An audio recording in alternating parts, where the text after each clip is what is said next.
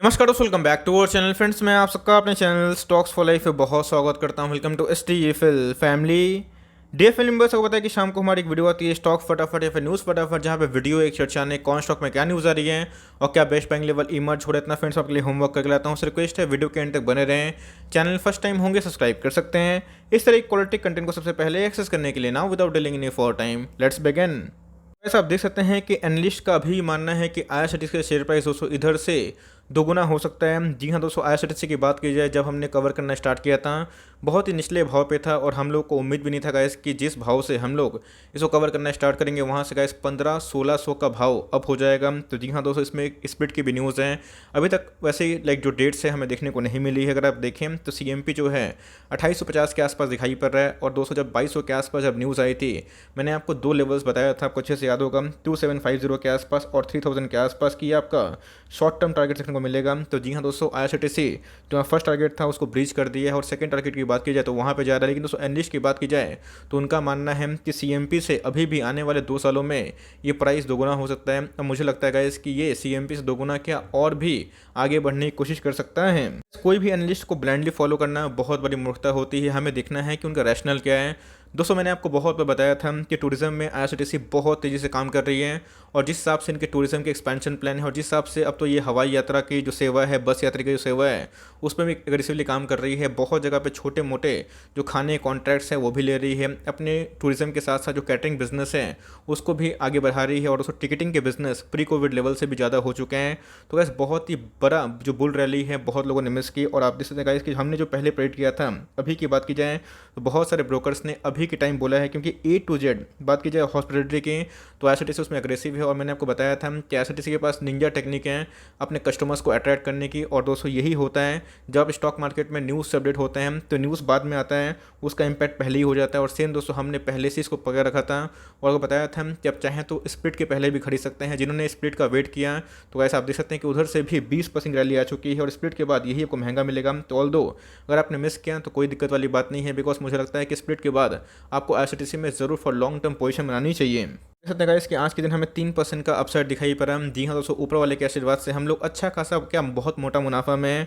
और long term में guys मैंने आपको हमेशा बताया है कि इसको बेचने की जल्दीबाजी नहीं करिएगा। सबसे पहले ये डेफ्री कंपनी है, दूसरा मोनोपोली बिजनेस है और तीसरा दोस्तों इसमें ग्रोथ पूरा विजिबल है। और जैसे ही जैसे आईआरसीटीसी अपने प्लेटफॉर्म में बहुत सारे सर्विसेज को लॉन्च करेगी वैसे वैसे बहुत सारे पैसेंजर्स अट्रैक्ट होंगे।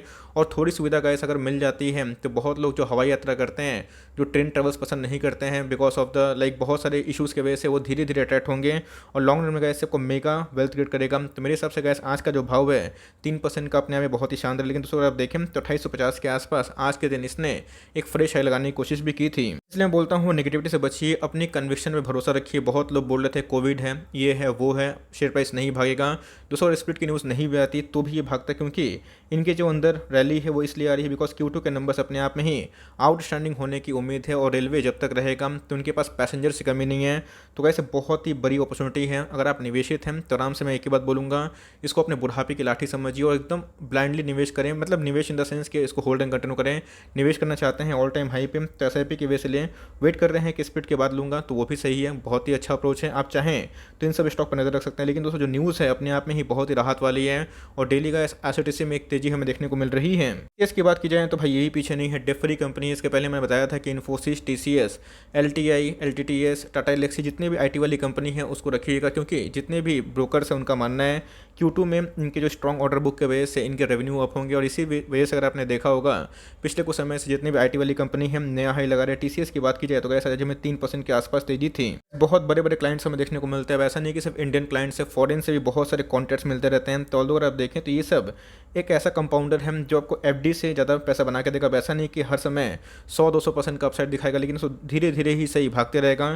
तो guys already all time high पे है, निफ्टी भी अपने ऑल टाइम हाई पे। तो इधर पे बल्क निवेश करने की गलती बिल्कुल ही मत करिएगा। अपनी एसआईपी कंटिन्यू करें, कमिटेड है कि धीरे धीरे उठाना है तो उठाते रहें। बेस्ट बाइंग लेवल की बात की जाए तो डिप आता है तो सही है, वरना अगर आपको लगता है कि महंगा हो गया तो छोड़ दीजिए, कोई दिक्कत वाली बात नहीं है।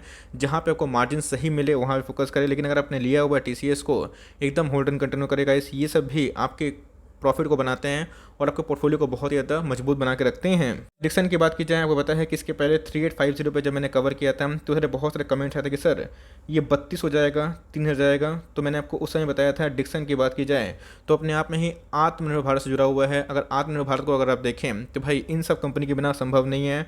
और 3800 के भाव के बाद दोस्तों एक तगड़ा रिवर्सल हमें देखने को मिल रहा है। अब तो कैसी एफएनओ का भी स्टॉक हो चुका है, बहुत तेज़ी से वॉल्यूम्स बढ़ रहे हैं। वॉल्यूम्स की बात की जाए तो 300% अप था, जो अपने आप में ही बहुत ही मजबूत है। और आज के भाव की बात की जाए तो 4% अप है।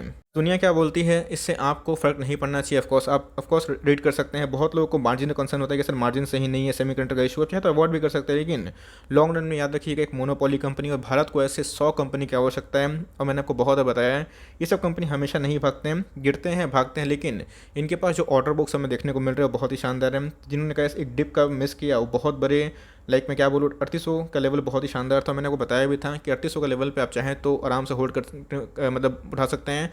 वेट करना चाहते हैं तो 3650 का वेट कर सकते हैं, लेकिन उधर पे लेवल आया नहीं, इसलिए बोलता हूँ कि बॉटम आउट मत करें।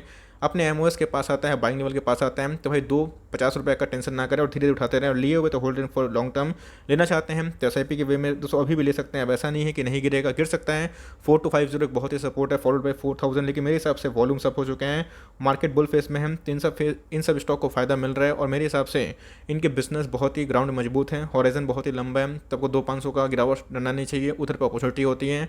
और ऐसे स्टॉक अगर आप अफोर्ड कर पाते हैं क्योंकि प्राइस काफ़ी महंगा है तो इन सब स्टॉक को जितना लंबा होल्ड करें उतना ही सही हो सकता है। इस बात की जाए टाटा मोटर्स की, आज हमें लाल में देखने को मिल रहा था जहाँ पर निफ्टी और सेंसेक्स हाई था। तो इसी बीच में सेमीकंडक्टर का जो इशू है अभी तक रिजॉल्व नहीं हुआ है, लेकिन मैंने आपको हमेशा एक ही बात बताई है, टाटा मोटर्स को 2025-30 तक देखिए और धीरे धीरे इसको डेली उठाइए एक स्टॉक करके, फिर हर 2 दिन के गैप में या फिर हर 3 दिन गैप में, बिकॉज ईवी में ये बहुत ही प्रबल दावेदारी पेश कर सकती है। अभी तक जितने भी ईवी वाली कंपनी है इलेक्ट्रिक व्हीकल से मैं बात बोल रहा हूँ उसमें सबसे प्रबल दावेदारी यही कर रही है। और इनका जो मोटो है कि हमें डेफरी बनना है वो बहुत ही शानदार है। तो इन सब स्टॉक पे टॉप पे निवेश करके या फिर बल्क निवेश करके सबसे बड़ी गलती हो सकती है, बिकॉज अगर चार्ट पैटर्न देखें तो बहुत ही वोलेटाइल है और ये कंपनी थोड़ी रिस्की है। बिकॉज अगर आप देखें तो न्यूज़ बेस काफ़ी होती है, तो इन सब स्टॉक पे एकोमोडेशन पे ध्यान दें। सेमीकंडक्टर का इशू मैंने आज ही पढ़ा तो इसलिए मैंने आपसे शेयर किया, जिसकी वजह से अभी तक वैसी हरियाली नहीं है। और 300 का लेवल तोड़ता है तो ही ब्रेकआउट देगा, लेकिन फिर से अगर गिरता है 25 के आसपास आ सकता है, फॉलोड बाई 272, तो उधर पे कैसा आपका एसआईपी ऑन होना चाहिए। और धीरे धीरे इन सब स्टॉक को ईवी के लिए जिनका ड्रीम है कि चलो मुझे ईवी में निवेश करना है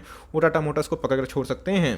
इसका भागेगा एस्टेल, जी हाँ दोस्तों जल्दी ही भागने वाला है, Q2 के नंबर्स अच्छे आने वाले हैं और मार्जिन्स पे इनके जो ड्रॉप थे वो रिकवर हो सकते हैं। ऑल्दो एस्टेल की बात की जाए, प्रिंस की बात की जाए, फिनोलेक्स की बात की जाए, सारे शानदार कंपनी है। और जल शक्ति की बात की जाए तो उन्होंने 13,000 करोड़ का स्पेंड करने का एक प्रॉमिस भी किया है बाय द फ्रेंच मिनिस्ट्री। तो जी हाँ दोस्तों पाइप्स में डिमांड आ सकते हैं और 2027 तक पाइप्स वाले जितने भी कंपनी है सब में आराम से कंटिन्यू करें, बिकॉज पाइप्स वाले बिजनेस अपने आप में ही सोना मैन्युफैक्चर कर रहे हैं, ध्यान रखिएगा, इन द सेंस के पैसे बना रहे हैं। आज के भाव की बात की तो फ्लैट कारोबार था, बहुत बार ये 2000 के नीचे आया भी है और 2000 के ऊपर सस्टेन करने की कोशिश कर रहा है। मतलब मार्केट चाहता है कि इसको 2000 का भाव ऊपर मिले, तो मेरे हिसाब से अगर ड्रॉप आता है 2000 के नीचे तो सही है, फ्रेश एंट्री की जा सकती है। अगर प्राइस से ओके हैं देन गो अहेड, लेकिन 2050 से लेकर 2030 तक अगर मिलता है तो बहुत ही सुपर लेवल है और उसके नीचे मिलता है 2000 के नीचे, तो भाई मुझे लगता है आपको लॉन्ग टर्म का जरूर एकोमोडेशन करना चाहिए, बिकॉज पाइप्स वाले बिजनेस आने वाले कल में और भी धूम मचा सकते हैं। और कोई भी पाइप में अगर आपने निवेश किया है तो आराम से कंटिन्यू कर सकते हैं। प्राइस तो जितने भी कर ले सितम हंस हंस के सहेंगे हम, लेकिन तेरा पीछा ना छोड़ेंगे हम। याद है आपको ये डायलॉग, क्योंकि इसमें एचयूएल का बहुत इंपॉर्टेंट रोल है दोस्तों। आज के दिन की बात की जाए तो हमें 2.5% अप है। मार्केट यही होता है दोस्तों, लंबा कंसोलिडेशन के बाद ब्रेकआउट जोड़ देता है। बहुत लोगों ने 2350 के पास, मुझे अच्छे से पता है, इधर पर स्विच कर लिया था, या तो टीसीपी में या फिर ब्रिटानिया में, फिर ना जाने कितने स्टॉक में निवेश किया था। ऑल्दो उनका जो कॉल था वो अपने अकॉर्डिंग ठीक ही लिया था, लेकिन उसमें बताया था कि जिनके पास पेशेंस है वो होल्ड कंटिन्यू करें। 2350 के बाद निकलने के बाद आपको अच्छे से याद होगा मैंने 2850 के आसपास टारगेट दिया था और वो भी अचीव होगा, लेकिन ये 3000 की जर्नी को लेके एग्रेसिव है। तो मेरे हिसाब से गाइस ये सब लॉन्ग टर्म का बेट है। टीसीएस, एचयूएल ये सब स्लो कंपाउंडर है, धीरे धीरे भागते, लेकिन मुझे लगता है कि इसमें और भी तेज़ी पॉसिबल है। तो फ्रेश एंट्री की बात की जाए तो ऑफकोर्स काफ़ी महंगा हो चुका है, तो आप एसआईपी की वजह से ले सकते हैं। मतलब 2800 के आसपास थोड़ा ले लिए हैं, उसके नीचे गिरता है 2750 के आसपास, 2720 के आसपास, लेकिन लिए हुए हैं तो कंटिन्यू करें। 200 एचयूएल की बात की जाए तो बहुत ही बड़ा स्टॉक है और बहुत ही बड़ी मार्केट कैप है। इन सब कंपनी पर अगर आप निवेश करते हैं तो आपको over the long period of time company निराश नहीं करेगी। थोड़ा स्लो भागती है लेकिन भागती ही रहती है। आईएक्स की बात की जाए, एफएनओ के एंट्री के बाद इसमें काफ़ी बुल मूवमेंट हमें देखने को मिल रहा है। आज क्लोजिंग की बात की जाए तो 565 के आसपास है। मैं बोलूँगा कि अभी के टाइम में आप चाहें तो आईएक्स को थोड़ा सा अवॉइड कर सकते हैं, बिकॉज मुझे लगता है जिसमें बहुत बहुत ट्रेमेंडस रैली हो चुकी है। अब ऐसा नहीं है कि रैली नहीं होगी, ऑफकोर्स हो सकती है, लेकिन रिस्क टू रिवॉर्ड की बात की जाए तो हमें R2R सही दिखाई नहीं पड़ रहा है। और इधर पर अगर आप लेते हैं तो गिरने के भी चांसेस हैं। तो मेरे हिसाब से अगर आपको निवेश करना है, इधर पर घुसना है, तो 530 का आप वेट कर सकते हैं, फॉलोड बाई 515। ये दोस्तों एंट्री लेवल हो सकता है। मुझे लगता है कहीं प्रॉफिट बुकिंग आती है तो 3-4% का डाउनसाइड दिखाई सकता है। तो ये सब लेवल अगर आप जीटी लगा के छोड़ सकते हैं, और कन्विक्शन है कंपनी पे, बिकॉज कंपनी अपने आप में ही बहुत ही शानदार डेफरी कंपनी है, मोनोपोली कंपनी है, तो इन सब लेवल से घुस सकते हैं। लेकिन अभी के टाइम में थोड़ा अवॉइड करिए। भाग रहा है तो भाग जाने दीजिए, बिकॉज वॉल्यूम्स बढ़ रहे हैं, बिकॉज ऑफ द FNO। तो इधर पे रिस्क रिवॉर्ड सही नहीं है, डिप आता है तो सही है, अदरवाइज स्टॉक को निकल जाने दीजिए। क्लीन साइंस की बात की जाए, बहुत दिनों के बाद अजय में हरियाली देखने को मिल रही है। आज के भाव की बात की जाए तो हमें 4.5% का अपसाइड दिखाई पड़ रहा है, और 1500 के ऊपर क्लोजिंग हमें देखने को मिल रही है। जब से हमें IPO देखने को मिले थे, इसमें IPL में बहुत ज़्यादा गिरावट देखने को मिली है, लेकिन बहुत सारे ब्रोकर्स ने टारगेट को 2000 के आसपास दिए हैं। आनंद राठी की बात की जाए तो बहुत ही टॉप क्लास ब्रोकर है, उन्होंने 2000 के आसपास का टारगेट दिया है। छोटे मोटे ब्रोकर्स की बात की जाए तो उन्होंने कहा 1750 के आसपास टारगेट दिया है। तो फ्रेश एंट्री किया सकती है, ऑफकोर्स किया सकती है, बिकॉज इसमें अभी भी एक रैली बाकी है। फंडामेंटली और टेक्निकली बात की जाए तो उतना नहीं भागा है, और फंडामेंटल्स कंपनी के बहुत ही अच्छे हैं। तो IPL, अनुपम रसायन या फिर क्लीन साइंस जो भी कंपनी है उसको आराम से पकड़ सकते हैं। लक्ष्मी ऑर्गेनिक में अगर आपका रैली मिस हुआ, कोई दिक्कत वाली बात नहीं है, इन सब कंपनी पर आप निवेश कर सकते हैं। बहुत लोग कमेंट में पूछे कि सर क्या करना है क्लीन साइंस में, एकदम बाई है, आप CMP में उठा सकते हैं, और 1520 के आसपास जाए तो आराम से उठा लीजिएगा। 250 रुपये का टेंशन मत करिएगा, फॉर लॉन्ग टर्म कंपनी अच्छी है, आपको जरूर रिटर्न दे सकती है। ट्राइडेंट की बात की जाए, ये भी बहुत ही बुल हुआ है। ट्राइडेंट की बात की जाए तो बहुत ही इंपॉर्टेंट अपडेट निकल के आ रही है कि कंपनी का जो मैनेजमेंट है उनका मानना है कि आने वाले कल में ये इनको डेट फ्री करना चाहते हैं, और जिसकी वजह से अगर आप देखें तो हमें 4% के 5% के आसपास अपर सर्किट देखने को मिल रहा है। ट्राइडेंट में मेरी साफ वही कमेंट्री है जो हमेशा से होती है। ये सब स्टॉकों की बात की जाए तो 11,000 करोड़ के आसपास की मार्केट कैप है, 22 का पी है। अभी तो बात की जाए 230 डिटर्जेंट में भी आ चुके हैं, ट्राइडेंट के सर्फ भी आपको मिल जाएंगे मार्केट में, और कंपनी एक्सपेंशन में भी ध्यान दे रही है। इन सभी स्टॉक में आपका निवेश 2% से ज़्यादा नहीं होना चाहिए, और ऐसे स्टॉक दोस्तों 2 समोसा के भाव का या फिर 1 समोसा के भाव का होता है। तो धीरे धीरे इन सबको उठाइएगा तो सही है। बल्क निवेश इधर पे बिल्कुल भी आइडियल नहीं है, बिकॉज मार्केट बहुत ही ऑल टाइम हाई पे है, स्टॉक भी काफ़ी चढ़ चुका है। इन सबको अगर आप धीरे धीरे उठाते तो सही है, लेकिन इधर पे बल्क निवेश की गलती नहीं करिएगा। हो सकता है कि मार्केट में कभी रिवर्सल आए तो ये स्टॉक गिर भी जाए, प्रॉफिट बुकिंग हो सकती है, तब आपको लोअर सर्किट देखने को मिलेगा, जो भी अपर सर्किट देखने को मिल रहा है। तो उधर पे मेरी आपको रिकमेंडेशन नहीं होगी, जो टाटा मोटर्स में स्ट्रैटेजी है उसी से अप्लाई करें, और 2% से वेटेज ज़्यादा ना दें, और लिए हुए हैं तो आराम से होल्डिंग कंटिन्यू कर सकते हैं। सबको अच्छे से याद होगा, वर्लपुल की बात की जाए बीच में 2000 के नीचे हमें देखने को मिल रहा था, और मैंने आपको बताया था कि वर्लपुल की बात की जाए तो गिर क्यों रहा है, उसका रीज़न तो समझिए। बिकॉज इनके AC के सेल्स नहीं होंगे तो कैसे स्टॉक भागेगा, बिकॉज प्रॉफिट पे ही मार्केट डिपेंड करता है। अभी की बात की जाए तो फेस्टिव सीजन आ रहा है, और इसीलिए जितनी भी AC वाली कंपनी है सब में हमें तेज़ी देखने को मिल रही है। और नेक्स्ट समर की बात की जाए तो भाई ये डेफरी कंपनी है, आपको रिवॉर्ड जरूर कर सकती है। तो भाई जो पैनिक कर रहे थे, आज की बात की जाए तो जो भाव है 174 रुपीज़ महंगा हो चुका है। क्या प्रॉफिट बुक कर लें, देखिए वो डिपेंड आप पे करता है कि आप कौन से टाइम फ्रेम के लिए आए हैं, बट मेरे हिसाब से अगर आप इसको दिवाली तक रखते हैं तो कम से कम ये आपको 2500 का भाव तो ज़रूर दिखाएगा। अच्छा केस रहा तो 2600 के भाव पे भी जा सकता है।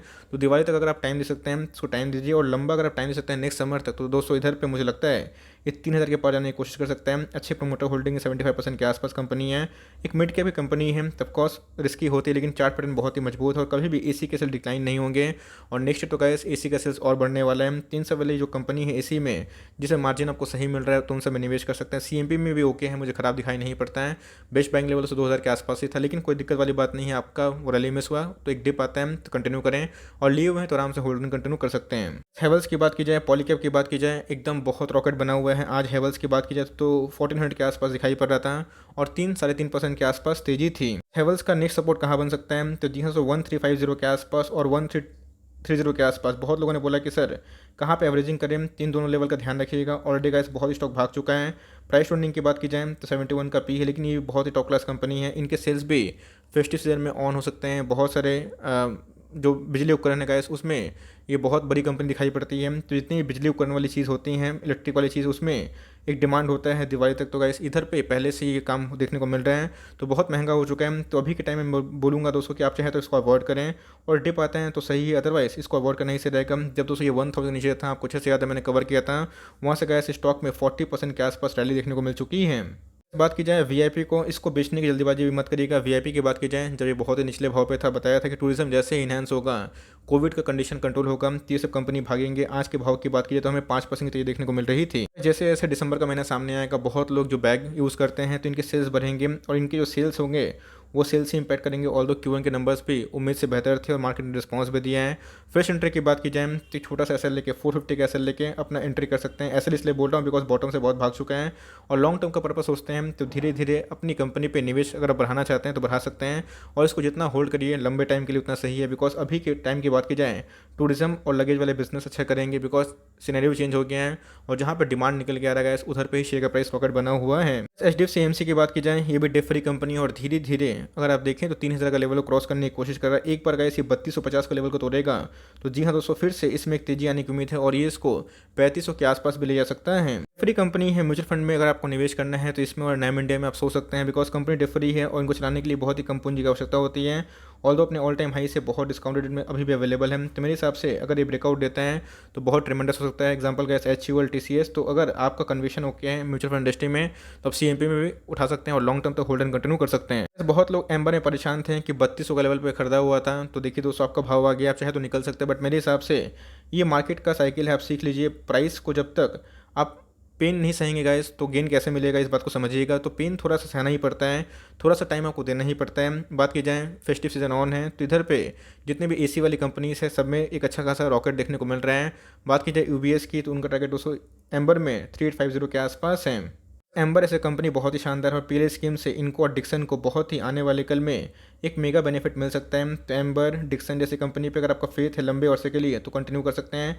10,000 करोड़ के आसपास की मार्केट कैप है, बहुत लोग पैनिक हो गए थे 2700 पे जब गया था तो बट मेरे हिसाब से आपको मैंने बताया भी था ज़्यादा लॉस में नहीं बेचेंगे, नॉशनल लॉस होता है। तो इन सब कंपनी पे अगर आप लॉन्ग टर्म का हॉरिजन बनाते हैं और आपको कोई भी ऐसी परमानेंट सोल्यूशन में निवेश करना है कि जो AC को सर्विस है और इंडिया का जो गवर्नमेंट है इसको सपोर्ट करें तो इधर कंसिडर कर सकते हैं। और लॉन्ग टर्म के लिए अगर लिए हुए हैं तो आराम से कंटिन्यू करें, कंपनी फंडामेंटली अच्छी और जैसे एक बार इनका पीक सीजन आएगा वैसे वैसे इसमें तेजी देखने को मिल सकती है। APL अपोलो के जो डेट है एक्स डेट 18 सितंबर सामने देखने को मिल रहा है और दोस्तों धीरे धीरे इसमें तेजी देखने को मिल रही है। आज के भाव की बात की जाए 1700 के ऊपर हमें क्लोजिंग देखने को मिल रही थी।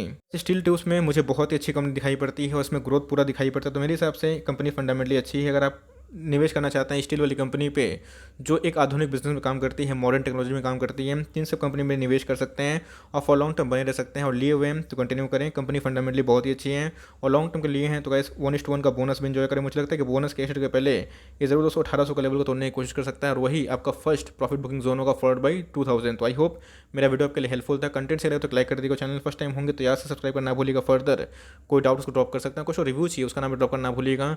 आई would love to make a video on your demand guys. मिलते हैं जल्दी ही, तब तक के लिए bye. Thanks for listening friends, God bless you all.